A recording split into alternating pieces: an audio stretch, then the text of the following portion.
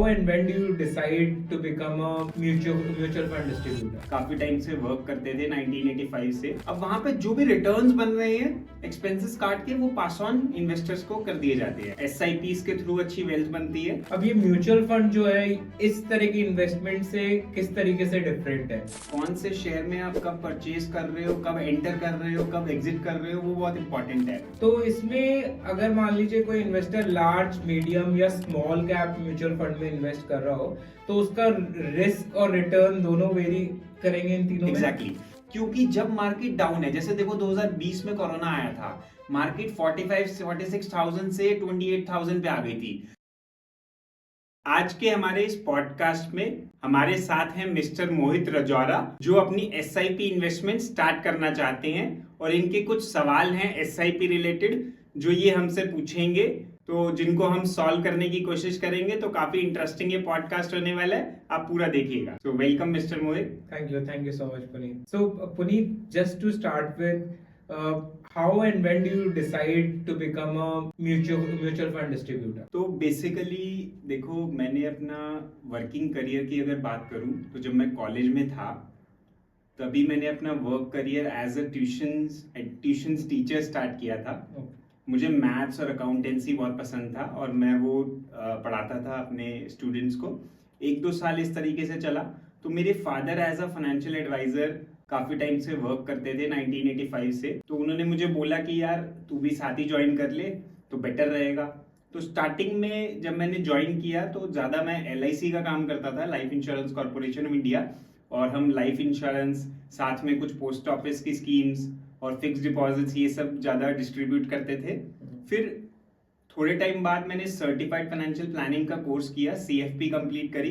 तब मुझे ये रियलाइज हुआ कि म्यूचुअल फंड एक ऐसा इन्वेस्टमेंट प्लेटफॉर्म है जिससे बहुत अच्छे रिटर्न्स बनाए जा सकते हैं, अच्छी वेल्थ बनाई जा सकती है। SIPs के थ्रू अच्छी वेल्थ बनती है। तो CFP जब मैंने करी तो मुझे ये रियलाइज हुआ कि भाई मुझे म्यूचुअल फंड्स का भी काम करना चाहिए। हालांकि मेरे फादर ने कुछ टाइम पहले म्यूचुअल फंड्स का काम किया था और वो मुझे बोलते रहते थे कि भाई म्यूचुअल फंड को भी ध्यान दो, लेकिन मैंने उतना ध्यान स्टार्टिंग में नहीं दिया। तो लगभग 8-10 साल से मैं म्यूचुअल फंड्स का काम कर रहा हूँ और काफ़ी अच्छे लोगों की वेल्थ भी बन रही है। और आज आपके जो भी सवाल हैं SIP रिलेटेड वो हम सॉल्व करने की कोशिश करेंगे। बिल्कुल बिल्कुल।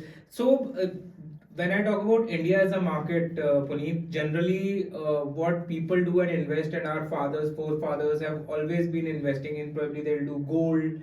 People have been they have started investing in stocks these days, etc. They have been investing in stocks. अब ये म्यूचुअल फंड जो है इस तरह की इन्वेस्टमेंट से किस तरीके से डिफरेंट है? How different it is as compared to stocks, or how, when you are talking about returns, how better returns probably an investor can get on this?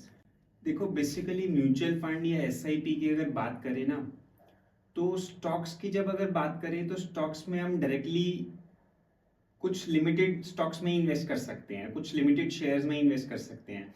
और वहाँ पे ना टाइमिंग बहुत इंपॉर्टेंट हो जाता है। कौन से शेयर में आप कब परचेज कर रहे हो, कब एंटर कर रहे हो, कब एग्जिट कर रहे हो, वो बहुत इंपॉर्टेंट है। अब एक लेमैन को स्टॉक्स का रिसर्च करना कई बार पॉसिबल नहीं होता है और वो वहाँ पे फिर लॉसेस होते हैं। अभी बिना सोचे समझे अगर हम शेयर्स में इन्वेस्ट करते हैं, स्टॉक्स में इन्वेस्ट करते हैं, तो कहीं ना कहीं मेजॉरिटी लॉसेस होते हैं। अभी म्यूचुअल फंड्स में क्या होता है कि एक फंड मैनेजर होता है। हर म्यूचुअल फंड में एक फंड मैनेजर, एक एक्सपर्ट होता है जो डिसाइड करता है कि भाई कौन से स्टॉक्स में इन्वेस्ट करना है, कौन से में नहीं करना है, और कितना एलोकेशन रखना है, कितना किस में रखना है, और कब किस से एग्जिट करना है। वो हमारी रिस्पॉन्सिबिलिटी नहीं होती, वो फंड मैनेजर की रिस्पॉन्सिबिलिटी होती है। और कहीं ना कहीं देखो, वो एक्सपर्ट्स हैं हमसे ज़्यादा, एक लीमैन से ज़्यादा उनको नॉलेज होती है, तो वो ज़्यादा अच्छा रिटर्न भी बना के दे पाते हैं। और बदले में वो कुछ एक्सपेंस हर म्यूचुअल फंड चार्ज करता है, एक्सपेंस रेशियो बोलते हैं उसको, फीस बोलते हैं। तो उसके बदले जो वो रिटर्न कमाते हैं म्यूचुअल फंड्स, वो हमें देते हैं। तो बेसिकली म्यूचुअल फंड्स में भी बहुत सारे टाइप्स होते हैं। ओके। तो इसमें बेसिकली एक तरीके से जो रिस्क फैक्टर होता है स्टॉक्स में वो कवर हो जाता है, वो नेगेट हो जाता है to certain extent. So it's much more safer option, we can say, probably as compare to stocks, right? Exactly. अगर इक्विटी म्यूचुअल फंड्स की हम बात करें तो इक्विटी म्यूचुअल फंड्स में भी अपना पैसा शेयर्स में ही लगता है, स्टॉक्स में ही लगता है। तो स्टॉक्स के मुकाबले हमारे म्यूचुअल फंड्स थोड़े सेफ हो जाते हैं, लॉन्ग रन में प्रिडिक्टेबल रिटर्न्स मिल जाते हैं हमें म्यूचुअल फंड्स में, जो कि स्टॉक्स में नहीं मिल पाते। स्टॉक्स में जैसा मैंने बताया कि रिसर्च करके इन्वेस्ट करा जाए तो ज़्यादा बेटर होता है, एंट्री एग्जिट बहुत चीज़ें इंपॉर्टेंट हैं उनका, हमें ध्यान भी रखना पड़ता है। म्यूचुअल फंड्स में कंपैरेटिवली उतना एक इन्वेस्टर को सिरदर्दी नहीं लेनी पड़ती है। Got it, got it. और अगर सिंपल लैंग्वेज में, जैसे इन्वेस्टर फिर भी थोड़ा लाइक मेरे पास फिर भी थोड़ा बहुत आइडिया है, but there are many investors who don't have any knowledge exactly mutual fund है क्या, कितने टाइप के होते हैं। So in simple language what exactly is mutual fund? देखो म्यूचुअल फंड की अगर बात करें तो जैसे बहुत सारे लोगों ने मिल के पैसा लिया, म्यूचुअल फंड कंपनी है, फॉर एग्जांपल एक HDFC ICICI म्यूचुअल फंड है, तो वो बहुत सारे इन्वेस्टर्स से पैसा कलेक्ट कर रही है और वो जो भी पर्टिकुलर स्कीम है उसमें इन्वेस्ट कर रही है। अब वहां पे जो भी रिटर्न्स बन रहे हैं एक्सपेंसेस काट के वो पास ऑन इन्वेस्टर्स को कर दिए जाते हैं। तो जैसे कि नाम से ही पता लगता है म्यूचुअल फंड, ये सबका मिला के ये फंड बनता है। अभी म्यूचुअल फंड में सब टाइप्स तो बहुत सारे होते हैं, लेकिन मोटा मोटा यही है कि सब अपना पैसा इन्वेस्ट कर रहे हैं, जो वहां पे रिटर्न बन रहा है वो पास ऑन कर दिया जा रहा है इन्वेस्टर्स को। ओके, तो that is basically mutual fund. तो पुनीत, SIP में बेसिकली किस किस तरह के म्यूचुअल फंड होते हैं, अगर आप कुछ आइडिया दे सके उस पर? तो बेसिकली देखो म्यूचुअल फंड्स अगर ब्रॉड कैटेगरी की बात करें तो 3 टाइप के होते हैं। पहला होता है इक्विटी म्यूचुअल फंड, दूसरा होता है डेट म्यूचुअल फंड, तीसरा होता है हाइब्रिड म्यूचुअल फंड। हालांकि सब टाइप्स भी बहुत है, उसके बारे में भी थोड़ा सा डिस्कस कर लेंगे। सबसे पहले सबसे फेवरेट बात करते हैं इक्विटी म्यूचुअल फंड की। तो जैसा आपने स्टार्टिंग में बोला कि लोग स्टॉक्स में इन्वेस्ट करते हैं, तो इक्विटी म्यूचुअल फंड में हमारा पैसा स्टॉक्स में इन्वेस्ट होता है, शेयर्स में इन्वेस्ट होता है। और इसके भी सब टाइप्स होते हैं जिसपे मैं अभी आऊंगा। तो इक्विटी म्यूचुअल फंड में हमारा पैसा शेयर्स में लग रहा है, जो रिटर्न वहां पे बन रहा है वो हमें मिल रहा है। शेयर्स बेसिकली अगर हम परचेज कर रहे हैं इनडायरेक्टली, तो हम बेसिकली उन कंपनी के मालिक बन रहे हैं। फॉर एग्जाम्पल अगर किसी म्यूचुअल फंड में HDFC bank, state bank, Maruti Suzuki इनके शेयर्स हैं, तो हम एक तरीके से उसने प्रोपोर्शन में उन कंपनीज के ओनर हैं। जो वो कंपनीज कमाएंगी, जो उनके शेयर्स में ग्रोथ होगी, वो हमें म्यूचुअल फंड में रिटर्न बनेगा, वो हमें अल्टीमेटली मिलेगा। तो अब बात करते हैं type of equity mutual funds की। तो इक्विटी म्यूचुअल फंड्स में भी मोटा मोटा 3 टाइप के म्यूचुअल फंड्स होते हैं। एक होते हैं लार्ज कैप म्यूचुअल फंड्स, एक होते हैं मिड कैप म्यूचुअल फंड्स और एक होते हैं स्मॉल कैप म्यूचुअल फंड्स। अगर मैं बात करूं लार्ज कैप म्यूचुअल फंड्स की, तो जो लार्ज कैप कंपनी समझते हैं पहले कौन सी होती है। लार्ज कैप कंपनीज होती है इंडिया के टॉप 100 कंपनीज, जो मार्केट कैपिटलाइजेशन के हिसाब से इंडिया की टॉप 100 कंपनीज होती हैं, वो होती हैं लार्ज कैप कंपनीज। और जो म्यूचुअल फंड अपना 85% पैसा लार्ज कैप स्टॉक्स में इन्वेस्ट करते हैं, उनको लार्ज कैप म्यूचुअल फंड्स कहते हैं। ऐसे नेक्स्ट कैटेगरी होती है मिड कैप म्यूचुअल फंड्स। उसमें क्या होता है, मेजॉरिटी पैसा मिड कैप कंपनीज में इन्वेस्ट किया जाता है। मिड कैप कंपनीज होती हैं 101 से लेकर 250th कंपनी। पहली 100 कंपनी हो गई large cap companies, next 150 companies हो गई मिड कैप कंपनीज। और जो म्यूचुअल फंड्स अपना मिनिमम 65% पैसा मिड कैप कंपनीज में लगाते हैं, वो मिड कैप म्यूचुअल फंड्स होते हैं। और थर्ड कैटेगरी होती है small cap mutual funds. Again जो पहली 250 कंपनीज है वो हो गई लार्ज और मिड, उसके बाद की सारी कंपनीज छोटी कंपनीज होती हैं स्मॉल कैप कंपनीज। और जो म्यूचुअल फंड्स अपना एटलीस्ट 65% पैसा स्मॉल कैप स्टॉक्स में लगाते हैं, वो स्मॉल कैप म्यूचुअल फंड्स होते हैं। अभी इक्विटी फंड्स में और भी टाइप्स होते हैं, उसके बारे में भी डिस्कस करते हैं। इससे रिलेटेड अगर आपको कुछ कंफ्यूजन हो तो बताओ। तो इसमें अगर मान लीजिए कोई इन्वेस्टर लार्ज, मीडियम या स्मॉल कैप म्यूचुअल फंड में इन्वेस्ट कर रहा हो, तो उसका रिस्क और रिटर्न दोनों वेरी करेंगे इन तीनों में? एग्जैक्टली। लार्ज कैप, बहुत अच्छा सवाल है आपका। लार्ज कैप म्यूचुअल फंड्स जो होते हैं वो सबसे सेफ माने जाते हैं, क्योंकि देखो वो लार्ज बड़ी बड़ी कंपनीज में वैसा लग रहा है, जैसे मारुति सुजुकी हो गई, इन्फोसिस हो गई, TCS हो गई। अब ऐसी कंपनीज ये स्टेबल होती हैं, इनमें रिटर्न थोड़े कम आते हैं, लेकिन ये कंपनी डूबती भी नहीं है, तो इनमें लॉसेस भी कम होते हैं, तो ये सेफ होती है। लार्ज कैप म्यूचुअल फंड में आप लगा रहे हो तो आपका पैसा सेफ है, रिटर्न भी रीजनेबल आ जाएगा, आपको 12% 11% रिटर्न्स मिल जाएंगे लॉन्ग रन में, और आपकी सेफ्टी भी बनेगी। अब बात करें अगर मिड कैप और स्मॉल कैप म्यूचुअल फंड्स की, तो वो थोड़े से रिस्की होते हैं। मिड कैप लार्ज कैप से ज्यादा रिस्की है, तो थोड़े रिटर्न भी ज्यादा बना के देंगे। स्मॉल कैप मिड कैप से भी ज्यादा रिस्की है, तो थोड़ा रिटर्न भी बनाएगा ज्यादा लॉन्ग रन में, लेकिन उनमें वोलेटिलिटी भी ज्यादा होगी, मतलब पैसा ऊपर नीचे भी आपका ज्यादा होएगा। तो हमें एक तरीके से तीनों में ही पैसा लगाना चाहिए, डिपेंडिंग अपॉन मेनी फैक्टर्स जो हम आगे डिस्कस कर लेंगे। तो ये तो large cap, mid cap, small cap के हिसाब से हो गए। अभी आपको अगर डेट और हाइब्रिड म्यूचुअल फंड हमारा रह गया। डेट म्यूचुअल फंड वो होते हैं जो अपना पैसा गवर्नमेंट सिक्योरिटीज, बॉन्ड्स, डिबेंचर्स, एक तरीके से एफडी टाइप कह सकते हो, एग्जैक्टली एफडी नहीं होता लेकिन उस टाइप के इंस्ट्रूमेंट्स में अपना पैसा लगाते हैं। वहां पे कंपैरेटिवली हमारा पैसा ज्यादा सेफ रहता है इक्विटी म्यूचुअल फंड के मुकाबले।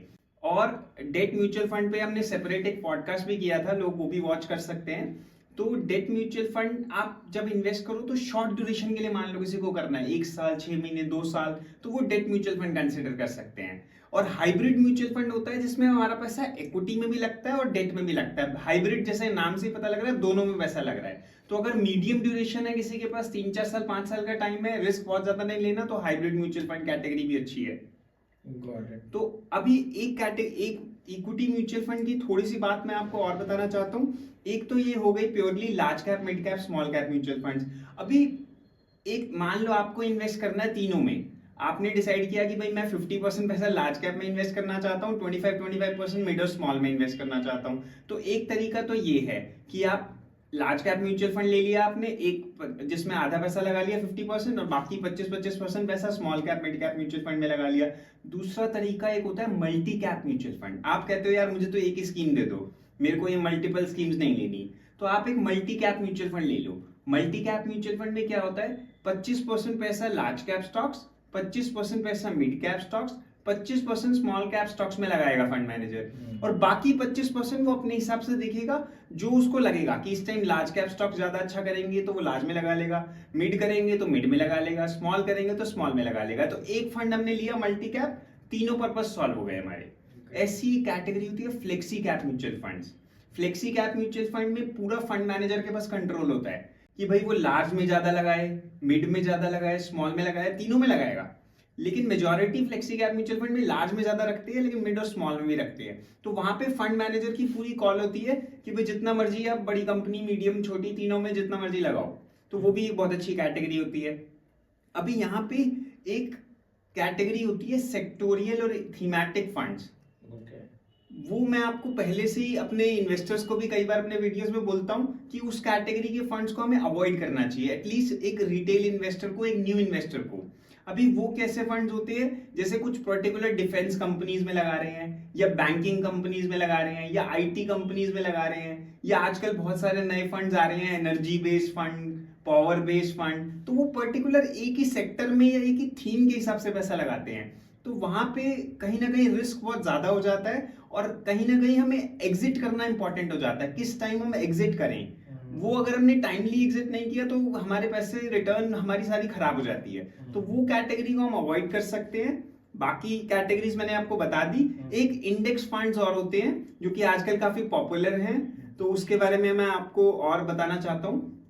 इंडेक्स फंड्स भी ऐसे होते हैं, कुछ होते हैं जो लार्ज कैप स्टॉक्स होते हैं जैसे टॉप 100, तो वो उसको रेप्लिकेट करते हैं। मान लो आपने निफ्टी 50 इंडेक्स फंड में लगाया है, तो जो पहली 50 कंपनी है निफ्टी की, वो उसमें पैसा आपका लगाएंगे, एग्जैक्टली उतना ही पैसा लगाएंगे जितना वो निफ्टी में 50 कंपनी है। ऐसी अगर आपने मिड कैप या स्मॉल कैप के जो इंडेक्सेस हैं उसमें पैसा लगाया है, तो वो एग्जैक्टली इंडेक्स फंड उस हिसाब से आपको रिटर्न देंगे जितना उस इंडेक्स में ग्रोथ आएगी। उसमें फंड मैनेजर का कोई खास रोल नहीं होता, भाई जो इंडेक्स में रिटर्न बनेगा उतना रिटर्न आपको मिलेगा म्यूचुअल फंड में। Got it. Thanks, I think काफी आपने अच्छे डिटेल्ड तरीके से समझाया पुनीत, थैंक्स फॉर दिस। अगर एसआईपी से किसी को अपना कोई personal goal, financial goal set करना हो, जैसे मुझे प्रोबेबली गाड़ी लेनी है 4 साल बाद, या फिर मेरे को अपने डॉटर के एजुकेशन के लिए 15 साल के बाद का मेरे को प्लानिंग करना है, तो किस तरीके से किया जा सकता है? देखो, बेसिकली एसआईपी से हम अपने फाइनेंशियल गोल, चाहे कोई भी हमारा फाइनेंशियल गोल हो, हम उसको प्रॉपर तरीके से हम अचीव कर सकते हैं। एसआईपी की ब्यूटी ही यही है कि चाहे आपका कोई भी फाइनेंशियल गोल हो, मान लो जैसे आप कह रहे हो 4 साल बाद कार लेनी है, तो उसकी प्लानिंग आप एसआईपी के थ्रू कर सकते हो। आपको एजुकेशन करानी है बच्चे की, उसकी प्लानिंग आप कर सकते हो। तो मैं प्रैक्टिकल करके आपको दिखाता हूँ कि भाई आपको कार लेनी है तो आपको कितने अमाउंट की एसआईपी करनी चाहिए, ठीक है ना। आप सबसे पहले मुझे बताओ कि आपको कार लेनी है, जैसे आपने बताया 4 इयर्स के बाद कार लेनी है आपको, तो ये आपका एक फाइनेंशियल गोल है, ठीक है। अभी आज की डेट में अगर आपको वो कार लेनी हो तो वो उसका कॉस्ट क्या है, पहले ये बताओ मुझे। Somewhere around 10 to 12 lakhs।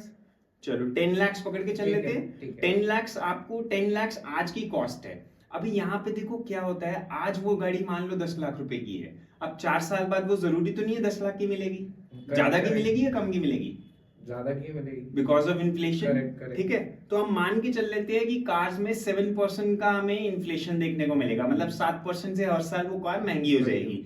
तो 4 साल बाद आपकी वो कार 10 लाख की नहीं, आपको वो 13,10,000 रुपए की मिलेगी, यानी 10 लाख की जो उसकी वैल्यू आज है, अगर उस पर 7% की इन्फ्लेशन आई तो 4 साल बाद उसकी कॉस्ट होगी 13,10,796, ठीक है। अभी आपके पास 4 साल का होराइजन है। अब मैं आपको ये नहीं बोलूंगा कि आप small cap mid cap stocks में एसआईपी करो, उसके लिए मैं ऐसा नहीं बोलूंगा। मैं आप 4 साल के पीरियड के लिए आप हाइब्रिड फंड्स सेलेक्ट कर सकते हो, जिसमें आप एसआईपी कर सकते हो या इकट्ठा पैसा है तो वो भी लगा सकते हो। और हम मान के चलते हैं कि 4 साल में हमें on an average 10% per annum के रिटर्न्स मिल जाएंगे। अब देखो 10% पर एनम के रिटर्न्स मिल रहे हैं हमें चाहिए 13,10,000 4 साल बाद, तो उसके लिए आपको 22,137 की एसआईपी करनी होगी मंथली 4 साल तक, जिससे आपका ये फाइनेंशियल गोल इजीली अचीव हो सकता है। और आपको इन्फ्लेशन एडजस्टेड अमाउंट मिल रहा है यहाँ पे, मतलब 10 लाख नहीं, आपको 13 लाख मिल रहा है, राइट। और अगर आप कहते हो कि मुझे आज की डेट में लमसम लगाना है तो अप्रोक्सीमेटली 8,95,000 अगर आप इन्वेस्ट कर लोगे तो 4 साल बाद वो आपका कार का गोल अचीव हो जाएगा। अगेन यहाँ पे आपको हाइब्रिड म्यूचुअल फंड सेलेक्ट करना है, आपको बहुत ज्यादा रिस्की फंड में इन्वेस्ट नहीं करना है, क्योंकि आपका ये जो फाइनेंशियल गोल है ये मीडियम टर्म का है, आपको 4 साल बाद पैसा चाहिए। और हम रिटर्न एक्सपेक्टेशन भी उस हिसाब से रख रहे हैं। आप किसी हाइब्रिड म्यूचुअल फंड जिसमें अप्रोक्सीमेटली 60-70% पैसा इक्विटी और बाकी डेट में लगता है, उसको सेलेक्ट कर सकते हो और आपका ये गोल इजीली अचीव हो सकता है उससे। और नेक्स्ट जो आपने बात करी थी, बच्चे की हायर एजुकेशन करानी है 15 साल बाद, तो यहाँ पे सबसे पहले बात करते हैं कि बच्चे की एज क्या है। 5 इयर्स, ठीक है, 5 इयर्स एज है। और आज की डेट में आप क्या मानते हो जो आपका गोल है एजुकेशन का, उसमें कितना पैसा आपको चाहिए आज की डेट में पढ़ाई के लिए? 5 इयर्स करंट एज है, तो अगर देखा जाए तो अराउंड एटलीस्ट 30 लाख, 35-40 लाख। ठीक है, हम 40 लाख पकड़ के चलते हैं, करंट एक्सपेंसेस हैं। अभी 40 लाख रुपीज आपको आज की डेट में चाहिए एजुकेशन के लिए, ठीक है। लेकिन ऑब्वियसली 15 साल बाद वो 40 लाख में तो एजुकेशन होगी नहीं, वो इन्फ्लेशन की वजह से ज्यादा पैसा लगेगा। अभी एजुकेशन में इन्फ्लेशन भी बहुत ज्यादा होता है। अगर हम कार की बात कर रहे थे तो वहां पे हमने 7% इन्फ्लेशन पकड़ा था, लेकिन एजुकेशन में मेरे हिसाब से एटलीस्ट 10 to 11% का इन्फ्लेशन हमें पकड़ के चलना पड़ेगा। तो हम 10% इन्फ्लेशन ले लेते हैं, राइट। अभी 10% इन्फ्लेशन हम ले रहे हैं और आपका अभी आपके पास टाइम भी 15 साल है। तो मैं यहाँ पे आपको ये नहीं बोलूंगा आप हाइब्रिड म्यूचुअल फंड में लगाओ, आप किसी फ्लेक्सी कैप या मल्टी कैप म्यूचुअल फंड में लगा सकते हो, या लार्ज मिड स्मॉल में तीनों में एलोकेट पैसा कर सकते हो। वही 40-50% लार्ज में रख लो, बाकी 25-25% मिड स्मॉल में कर लो, या फिर किसी मल्टी कैप और फ्लेक्सी कैप कैटेगरी में आप इन्वेस्ट कर सकते हो। अब यहाँ पे हम रिटर्न एक्सपेक्टेशन रखते हैं 14% की। तो अगर आप प्रीवियस डेटा देखोगे तो 15 साल के होराइजन में 18%, 20% रिटर्न्स भी आ रहे हैं, तो हम 14% एक्सपेक्ट कर लेते हैं, उससे ज्यादा है तो बढ़िया, ठीक है। अभी 40 लाख आपको चाहिए 15 साल बाद आज की डेट के। अभी वो 10% इन्फ्लेशन से वो अमाउंट बनेगा 1,67 लाख। मतलब आपको आज की 40 लाख बनाने के लिए एजुकेशन के उस टाइम चाहिए होगा 1,67 लाख। तो सबसे बड़ी ध्यान में रखने वाली बात तो ये है, लेकिन घबराने वाली बात नहीं है। हमें 14% का रिटर्न एसआईपी से मिल रहा है, 27,264 की एसआईपी से ये हमारा 1,67 लाख का कॉर्पस अचीव हो जाएगा 15 साल में, ठीक है। सिर्फ हमें 27,000 की एसआईपी करनी है, या अगर इकट्ठा पैसा लगाना है तो 23,40,000 अगर हम लगाएंगे तो भी हमारा फाइनेंशियल गोल इजीली अचीव हो सकता है। Wow, thanks Puneet. I think that's a great insight for me and probably for the other users as well. Next thing जो हम बात कर रहे हैं कि probably these days jobs are working differently, right? We don't have pension etc. तो retirement की अगर प्लानिंग करनी हो तो SIP तब किस तरीके से हेल्प कर सकता है? For example if my age is 40 years, so how can I plan for my retirement now? बिल्कुल, देखो रिटायरमेंट की प्लानिंग करना भी बहुत इम्पोर्टेंट है, क्योंकि पहले के ज़माने में तो क्या होता था, सबकी पेंशन होती थी या खर्चे कम होते थे। आजकल लाइफ़स्टाइल एक्सपेंसेस बहुत हैं, और वैसे भी रिटायरमेंट प्लानिंग इसलिए बहुत इम्पोर्टेंट हो जाती है। तो आपकी एज 40 है, मैं 60 मान लूँ रिटायरमेंट एज। राइट। अभी करंट एक्सपेंसेस कितने हैं मंथली, आप ये बताओ मुझे, आपके फैमिली के। Somewhere around 50 60 60,000। 60,000 पकड़ लेते हैं। और हमें यहाँ पे ना, हमें एक लाइफ एक्सपेक्टेंसी भी ध्यान रखने की बहुत जरूरत है। जैसे आप कह रहे हो कि आप 60 पे रिटायर होगे, तो हम मान लेते हैं कि 85 तक हमारे को ये रेगुलर इनकम Regular चाहिए, चाहिए।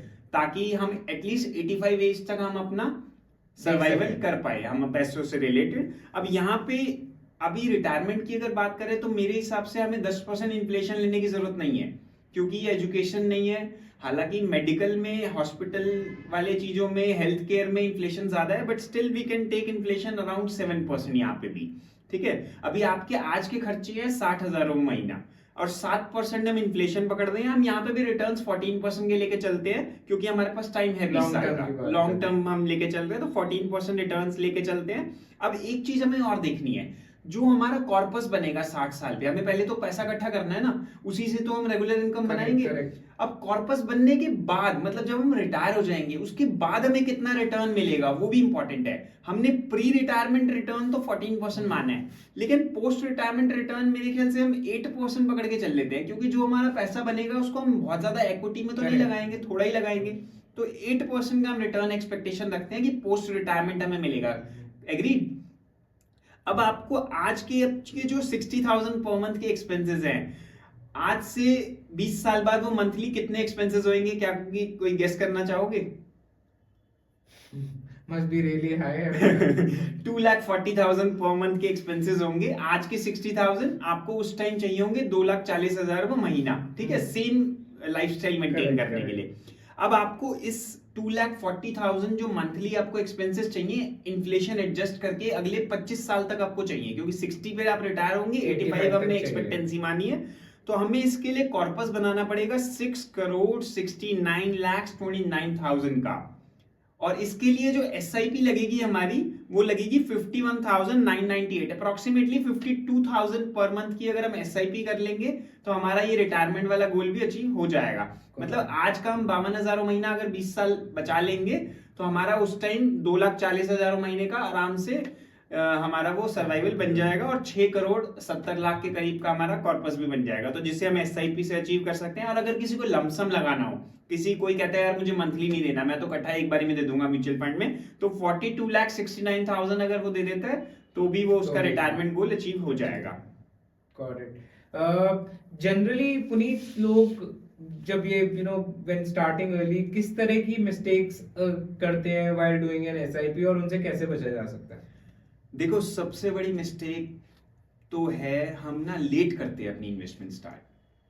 जैसे मान लो रिटायरमेंट की बात कर रहा हूं, जैसे आपकी एज है 40, राइट? आप इस टाइम रिटायरमेंट के लिए सोच रहे हो, चलो ठीक है, अभी भी आपके पास 20 साल इन हैंड हैं, तो आप अच्छी प्लानिंग कर सकते हो। लेकिन कई बार लोग अपने 50s में, या वो भी मिड 50s में स्टार्ट करते हैं, या बहुत लेट कर देते हैं अपनी इन्वेस्टमेंट स्टार्ट करना, तो वो सबसे बड़ी मिस्टेक तो यही हो जाती है। अभी ये कैसे, ये मिस्टेक कितनी इम्पैक्ट करती है हमारे कॉर्पस पे, मैं आपको वही बताता हूँ। फॉर एग्जाम्पल, हम एक एग्जाम्पल ले लेते हैं अगेन SIP का ही। मान लो सिर्फ 10,000 महीने की SIP का एग्जाम्पल लेंगे हम, ठीक है?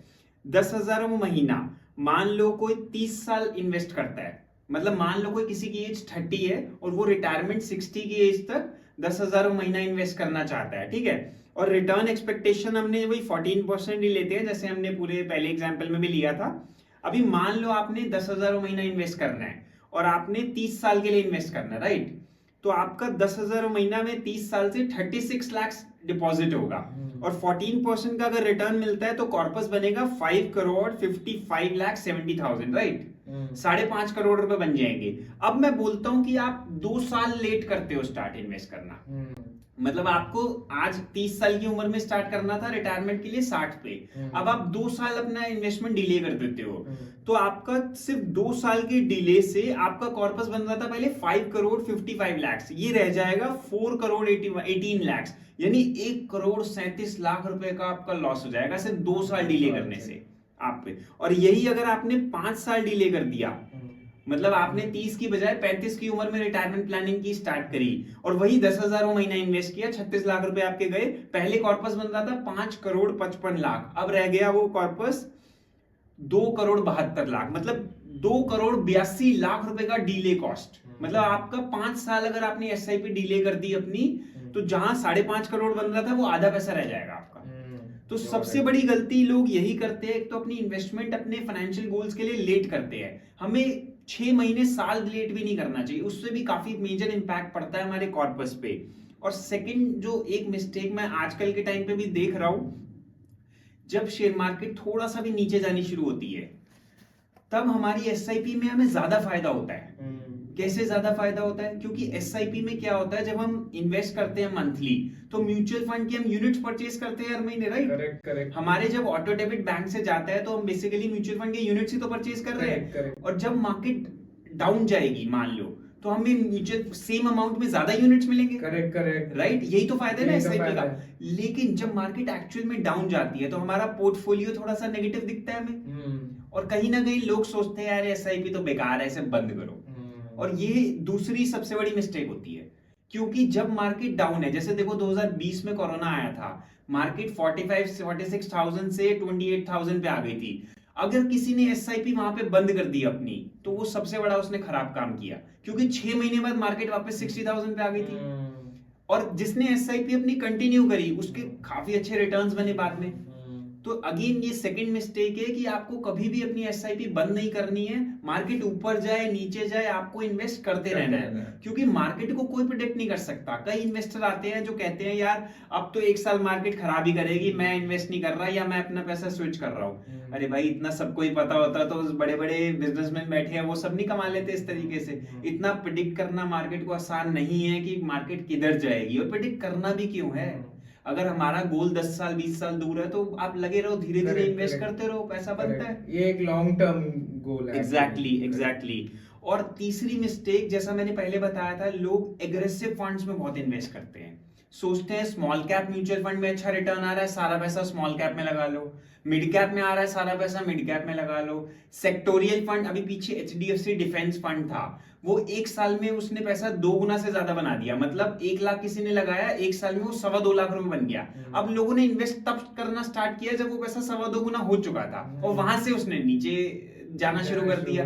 तो जब ऑलरेडी जिस फंड में रिटर्न बन चुका होता है ना, लोग उसके पीछे भागते हैं, और वहां पे आगे लॉस ही होना होता है। तो हमें ना एक डिसेंट फंड सेलेक्ट करना चाहिए। एक डिसेंट फ्लेक्सी कैप फंड ले लो, मल्टी कैप फंड ले लो, बैलेंस थोड़ा रखना चाहिए। हाँ एग्जैक्टली, अपने पोर्टफोलियो को बैलेंस रखना चाहिए। हमें सेक्टोरियल थीमेटिक फंड्स के पीछे नहीं भागना चाहिए, उनमें पीछे रिटर्न्स बने हैं, उन लोग उनके पीछे बार बार भागते हैं और अपना हमेशा नुकसान करके वो एग्जिट करते हैं। और चौथा जो मिस्टेक एसआईपी में करते हैं, जैसा आप आज आए हो अपनी गोल प्लानिंग कराने के लिए, अपनी एसआईपी इन्वेस्टमेंट स्टार्ट करने के लिए, और क्या क्या आपके फाइनेंशियल गोल्स हैं वो हम डिस्कस कर रहे हैं, लोग गोल प्लानिंग करते ही नहीं है। क्योंकि वो क्या करते हैं, अपना जाते हैं ग्रो ऐप पे, पिछले 3 साल में इस फंड में ज्यादा रिटर्न बना है, उसमें इन्वेस्ट कर दिया। अब 1 साल बाद उसमें रिटर्न बनता नहीं है, वो सोचते हैं यार हमारी तो किस्मत ही खराब है, या फिर ये फंड ही बेकार है, उससे वो एग्जिट कर जाते हैं। अब आपने गोल तो बनाया नहीं, आपने किसी फाइनेंशियल एडवाइजर को तो कंसल्ट किया नहीं, आपने सिर्फ ग्रो ऐप में गए, उसने जो बोला कि भाई 3 साल में अच्छा परफॉर्मेंस है, तो आपने आंख बंद करके उसमें इन्वेस्ट कर दिया। सबसे बड़ी गलती होती है ये कि अगर आपको नॉलेज नहीं है, या तो आपको बहुत अच्छी नॉलेज है, तो आप डायरेक्ट प्लान में करो। अदरवाइज देखो 2 तरीके के प्लान होते हैं, direct plan, regular plan. Regular plan मतलब आप किसी म्यूचुअल फंड डिस्ट्रीब्यूटर या फाइनेंशियल एडवाइजर के थ्रू कर रहे हो, राइट? और डायरेक्ट प्लान मतलब आप ग्रो ऐप, एंजल वन, इनसे इन्वेस्ट कर रहे हो। अभी वहां पे आप इन्वेस्ट कर रहे हो तो आपको नॉलेज तो है नहीं, आप कोई गोल प्लानिंग तो कर नहीं रहे, बस आप इन्वेस्ट कर रहे हो अंधाधुंध, तो क्या ही काम होएगा उसमें। तो ये भी एक बहुत बड़ी मिस्टेक होती है, लोग जो एसआईपी में इन्वेस्ट करते वक्त करते हैं। Sure. What about tax on SIP? Is there any tax जो गवर्नमेंट चार्ज करती है एसआईपी के लिए? देखो हाँ बिल्कुल, एसआईपी या जब म्यूचुअल फंड्स में हम इन्वेस्ट करते हैं ना, तो 2 चीजें देखी जाती है। मान लो वैसे तो देखो लॉन्ग टर्म इन्वेस्टमेंट है, आज आपने इसमें इन्वेस्ट करना स्टार्ट किया, अगर आपने विद इन 1 ईयर अपना पैसा निकाल लिया और आपको प्रॉफिट होता है, तो उसको बोलते हैं शॉर्ट टर्म कैपिटल गेन। तो उस पे तो फ्लैट 20% के करीब का आजकल टैक्स लग रहा है। लेकिन अगर आपने मिनिमम 1 ईयर होल्ड किया अपनी इन्वेस्टमेंट, जो कि जनरली लोग करते भी हैं क्योंकि एसआईपी में कर रहे हैं तो लॉन्ग टर्म के लिए कर रहे हैं, स्पेशली इक्विटी फंड्स में, तो आपको जो प्रॉफिट आता है उसको बोलते हैं लॉन्ग टर्म कैपिटल गेन। मान लो आपने धीरे धीरे 10 साल में 12 लाख रुपए इन्वेस्ट किया, राइट, 10,000 महीना। अब आपका वो 12 लाख हो गया 24 लाख, ठीक है, आपको 12 लाख रुपए का प्रॉफिट आया। तो जो करंट रूल है टैक्स का वो ये कहता है कि आपको 12 लाख रुपए का लॉन्ग टर्म कैपिटल गेन जो प्रॉफिट आया, जब आपने वो निकाला, जब तक आपने विड्रॉ नहीं किया तो कोई टैक्स नहीं है। मान लो वो 10 साल बाद आपने वो 24 लाख विड्रॉ कर लिए, 12 लाख रुपए का आपको प्रॉफिट आया। अब गवर्नमेंट ये कहती है कि 1.25 लाख रुपए का प्रॉफिट, 1,25,000 का लॉन्ग टर्म कैपिटल गेन एक फाइनेंशियल ईयर में टैक्स फ्री है। और हमें कितना प्रॉफिट आया था? 12 लाख। 12 लाख में से 1.25 लाख माइनस करेंगे, आएगा 10,75,000। उस पे हमें 12.5% टैक्स देना है। ओके, ठीक है, 12.5% का टैक्स लगेगा अबव 1,25,000, जो करंट लॉज है। किसी टाइम पे म्यूचुअल फंड के 2018 से पहले सारे प्रॉफिट टैक्स फ्री होते थे, और उसके बाद 10% टैक्स होता था, और 1 लाख के ऊपर अभी जो लेटेस्ट रूल है उसके हिसाब से 12.5% टैक्स है, और वो भी 1,25,000 से ऊपर। और ये भी बहुत कम है, क्योंकि जैसे आप हो, आप 30% टैक्स ब्रैकेट में होंगे, राइट, और आप जैसे बहुत लोग हैं जो 30% टैक्स ब्रैकेट में है, तो यहाँ पे तो 12.5% ही टैक्स है। और ये जो 1,25,000 का टैक्स है, इसको भी आप किसी तरीके से कम कर सकते हो अपना। तो वो कौन से तरीके हैं जिनसे? हाँ, एग्जैक्टली, नेक्स्ट पॉइंट पे मैं उस पे ही आ रहा था। एक कंसेप्ट होता है टैक्स हार्वेस्टिंग, राइट। इसमें क्या है, मैंने जैसे बताया, जो 1,25,000 का आपका प्रॉफिट है वो एक फाइनेंशियल ईयर का टैक्स फ्री है, राइट। अगर जैसे आपने वही 10,000 महीने का एग्जांपल लेते हैं, आपने 10 साल में 12 लाख रुपए का प्रॉफिट कमाया, ठीक है, आपने 10 साल बाद वो 12 लाख इमीडिएटली एक बारी में विड्रॉ किया, तो आपको वही 10,75,000 पे टैक्स देना है। अभी यहाँ पे अगर आपने किसी फाइनेंशियल एडवाइजर, हम जैसे फाइनेंशियल एडवाइजर के थ्रू इन्वेस्ट किया, तो जैसे जैसे आपका 2-3 साल बाद गेन आना स्टार्ट होएगा ना, तो क्या करेंगे, मान लो आपका 3 साल में आपका 3,60,000 गया, और आपका पोर्टफोलियो वैल्यू बन गई अप्रॉक्स 5 लाख या 6 लाख बन गई, तो आपको जो प्रॉफिट है ना, उसको थोड़ा सा आप फंड अगर स्विच करते रहेंगे टाइम टू टाइम, अपना प्रॉफिट अगर बुक करते रहेंगे, बुक करने का ये मतलब नहीं है कि वो पैसा आप निकाल के अपने बैंक में ले जाओ, तो फिर तो आपकी कंपाउंडिंग रुक जाएगी, आपका पैसा बनेगा नहीं। आपको क्या करना है, जब आपकी पोर्टफोलियो में मेजर अमाउंट प्रॉफिट आना स्टार्ट हो जाए, थोड़ा फंड चेंज करते रहो। एक तरीका तो ये है, फॉर एग्जांपल आपने एक फंड एचडीएफसी फ्लेक्सी कैप में लगाया हुआ है, तो आप similar fund HDFC multi cap fund में अपना पैसा स्विच कर दो, अभी वो सेल मानी जाएगी। आपने एक तरीके से सेल करके परचेज कर लिया, तो आपका प्रॉफिट उस फाइनेंशियल ईयर में 1.25 लाख का टैक्स फ्री हो जाएगा। ऐसा जब जब प्रॉफिट आए तो उसको टैक्स फ्री अगर आप हर साल करते रहोगे, तो आपका वो लास्ट में टैक्स कम हो जाएगा। This is called tax harvesting. और एक तरीका तो ये आप फंड स्विच कर रहे हो। दूसरा तरीका एक और है कि आप उस पैसे को फिर, अगर आप चाहते हो उसी फंड में रखना है पैसा, आपको फंड चेंज भी नहीं करना, तो पहले आप लिक्विड फंड में आ जाओ। मान लो आपका एचडीएफसी फ्लेक्सी कैप फंड में इन्वेस्टमेंट है, और आपको फंड फ्लेक्सी कैप ही चाहिए, आपको मल्टी कैप में भी नहीं जाना है, तो आप पहले पैसा लिक्विड फंड में स्विच कर दो, फिर एक हफ्ते बाद वापस आप लिक्विड फंड से वापस अपने फ्लेक्सी कैप फंड में आ जाओ, तो भी एक तरीके से आपका वो प्रॉफिट टैक्स फ्री हो जाएगा। Got it. तो इस तरीके से आप अपना टैक्स कम कर सकते हो। ओके, नेक्स्ट क्वेश्चन पुनीत, तो ये तो हमें समझ आ गया म्यूचुअल फंड के बारे में कि क्या एग्जैक्टली क्या होता है, बट मार्केट में अब इतने तरह के म्यूचुअल फंड होंगे, और अलग अलग बैंक्स ये जो ऑफर कर रहे हैं म्यूचुअल फंड, तो ऐसी एक स्ट्रैटेजी बताओ जिससे हम कौन कौन से बेस्ट म्यूचुअल फंड्स में हम इन्वेस्ट कर सकते हैं, अगर मैं 10,000 रुपए फॉर एग्जांपल मंथली इन्वेस्ट करना चाहता हूँ। देखो, पहली बात तो सिर्फ बेस्ट म्यूचुअल फंड के पीछे भी नहीं भागना चाहिए, लेकिन हाँ, जैसे आपने बोला आप 10,000 पर मंथ की म्यूचुअल फंड में एसआईपी करना चाहते हो, और आपका वही अगर गोल्स जो हमने डिस्कस करे हैं आपके, जैसे आपका रिटायरमेंट प्लानिंग है या चिल्ड्रन एजुकेशन, हम मान के चलते हैं वही 15 साल 20 साल वाले गोल के लिए आप इन्वेस्ट कर रहे हो, तो मेरे हिसाब से आप 10,000 को ना 3 पार्ट में डिवाइड कर सकते हो। आप उसका पहला पार्ट ले लीजिए 6,000 पर मंथ का, और उसको एक फ्लेक्सी कैप म्यूचुअल फंड में इन्वेस्ट कर सकते हैं। फ्लेक्सी कैप कैटेगरी के म्यूचुअल फंड में इन्वेस्ट कर सकते हैं, भले ही हम एचडीएफसी का ले, पराग का ले, पराग पारिक का ले, या कोई और कंपनी का ले जो भी अच्छा करती है लॉन्ग रन में, जो कंसिस्टेंट है, वो हम अलग से हम डिस्कस कर सकते हैं। तो एक हम फ्लेक्सी कैप म्यूचुअल फंड ले लेंगे जिसमें 10,000 में से 6,000 हम फ्लेक्सी कैप म्यूचुअल फंड में इन्वेस्ट कर लेंगे, राइट, 60%, और बाकी 2,000 रुपए कि हम एक स्मॉल कैप और एक मिड कैप म्यूचुअल फंड ले लेंगे। अभी फ्लेक्सी कैप में भी लगभग 70-80% लार्ज कैप में होता है, तो मेजॉरिटी हमारा अगर इस तरीके से चलेंगे तो 10,000 में से 40-50% यानी 4-5 हजार लार्ज कैप बड़ी कंपनी में लगेगा जो सेफ होती है, और बाकी हमारा स्मॉल और मिड में लग जाएगा, छोटी और मीडियम साइज की कंपनी में लग जाएगा, रिटर्न भी थोड़ा और बेटर। तो इससे हमें लॉन्ग रन में वही 13-14-12 से 15% के रिटर्न्स हमें 10-15 साल डाउन द लाइन हमें मिल जाएंगे, जो कि जिससे वेल्थ क्रिएशन हमारा अच्छा बन जाएगा। तो ये इस तरीके से करेंगे तो बढ़िया रहेगा। अच्छा पुनीत, फाइनली आपने मतलब इतनी सारी चीजें बताई हमें म्यूचुअल फंड के बारे में, और मेरे को तो काफी इंफॉर्मेशन मिली, आई एम श्योर बाकी और ऑडियंस को भी काफी इंफॉर्मेशन मिली होगी। बट अगर कोई आपसे सर्विसेज लेना चाहता है स्पेसिफिकली अबाउट म्यूचुअल फंड्स, आपसे कंसल्ट करना चाहता है कंसल्टेशन के लिए, तो how can the audience reach out to you for that? So basically audience के लिए मैं बता देता हूँ कि हम as a mutual fund distributor ही वर्क करते हैं, और हमने अपना ईमेल आईडी और व्हाट्सएप नंबर डिस्क्रिप्शन में डाल दिया है। तो किसी को भी अगर इन्वेस्ट करना है हमारे थ्रू तो वो हमें रीच आउट कर सकते हैं। हमारी कंसल्टेशन फी ऐसा कुछ नहीं होती, हम कोई कंसल्टेशन फी चार्ज नहीं करते।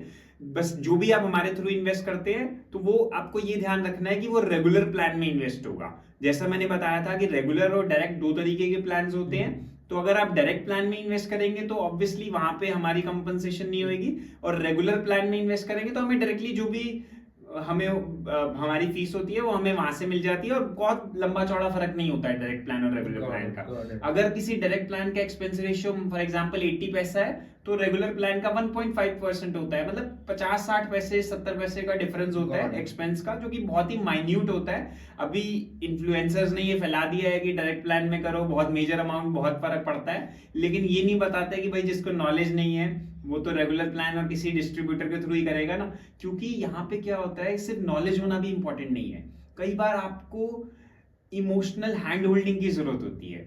आज आपने इन्वेस्ट कर लिया, आज मार्केट्स अच्छा कर रही हैं, आप डायरेक्ट प्लान में जा रहे हो, मार्केट अच्छा कर रही है, जब अच्छे खासे मार्केट फॉल आते हैं, और आते हैं लॉन्ग टर्म में, कई बार 2-2, 3-3 साल मार्केट नहीं बढ़ती है या नुकसान में जाती है, तो अच्छे खासे इन्वेस्टर्स का माइंडसेट खराब हो जाता है। यहाँ पे एक फाइनेंशियल एडवाइजर का रोल आता है, वो समझाता है आपको, वो आपकी हैंड होल्डिंग करता है, वो आपको अच्छे से गाइड करता है कि भाई नहीं आपको कंटिन्यू करना है, ये तो अच्छा मौका है अच्छे खास। क्योंकि देखो जो मीडिया भी है, आप देखोगे न्यूज़पेपर है, न्यूज में वहां नेगेटिव पब्लिसिटी होती है, थोड़ी सी मार्केट डाउन जाएगी वो बोलेंगे इतने 1,000 करोड़ का लॉस हो गया, होता कुछ नहीं है, थोड़ा सा मार्केट वैल्यू तो कम हुई है, कोई किसी ने पैसा निकाल थोड़ा ना लीजिए लॉस हो गया। तो इसलिए यहाँ पे हम लोगों का मेन रोल आता है, और मान लो कोई हमारे थ्रू इन्वेस्ट कर रहा है तो उसकी प्रॉपर हम फाइनेंशियल प्लानिंग करवा के देते हैं, गोल प्लानिंग करवा के देते हैं, पोर्टफोलियो रिव्यूज करते हैं टाइम टू टाइम, उनका वो टैक्स फ्री हो जाए, टैक्स हार्वेस्टिंग की हमने बात करी थी, 1.25 लाख रुपए प्रॉफिट बुक करने की, वो सब करते हैं। तो बहुत सारी चीजें होती हैं, प्रॉपर सर्विसेज मिलती हैं, तो उसके बदले में आप हमें कंपनसेशन देते हो रेगुलर प्लान के थ्रू। तो यही है, अगर कोई भी हमारी सर्विसेज लेना चाहे तो obviously they can connect through WhatsApp, and like all over India, कोई कहीं भी रहता है, ऐसा नहीं है कोई हम दिल्ली में यहाँ पे हैं लोकेटेड है तो कोई दिल्ली का बंदा ही हमसे जुड़ सकता है, कोई इंडिया में कहीं भी हो, सारा कुछ ऑनलाइन है। स्पेशली अब तो सब कुछ ऑनलाइन हो गया है, सब कुछ सारे इतने सारे टूल्स अवेलेबल हैं, you can connect on calls and various other medium. Exactly, और जो भी हमारे थ्रू इन्वेस्टमेंट होती है हम उसमें मोबाइल ऐप और वेबसाइट भी अपने कस्टमर्स को देते हैं, ताकि वो अपना पोर्टफोलियो वैसे ही ट्रैक कर पाए जैसा कि वो ग्रो ऐप या एंजल वन वगैरह पे ट्रैक करते हैं। That's great. Thanks again, Puneet. Thanks for your time, and it's been a great advice to me. So thank you so much for that. Most welcome. Thank you so much. Thank you for coming. Okay. तो friends, ये था हमारा podcast mister मोहित के साथ, जो अपनी SIP start करना चाहते हैं और उनको काफी सारे डाउट्स से एसआईपी रिलेटेड जो हमने आज डिस्कस करे। आई होप आपको ये वीडियो पसंद आया होगा, पसंद आया हो तो लाइक करना, अपने फ्रेंड्स एंड फैमिली के साथ शेयर भी जरूर कर देना, और सब्सक्राइब भी कर लेना हमारे चैनल को। Thank you for watching.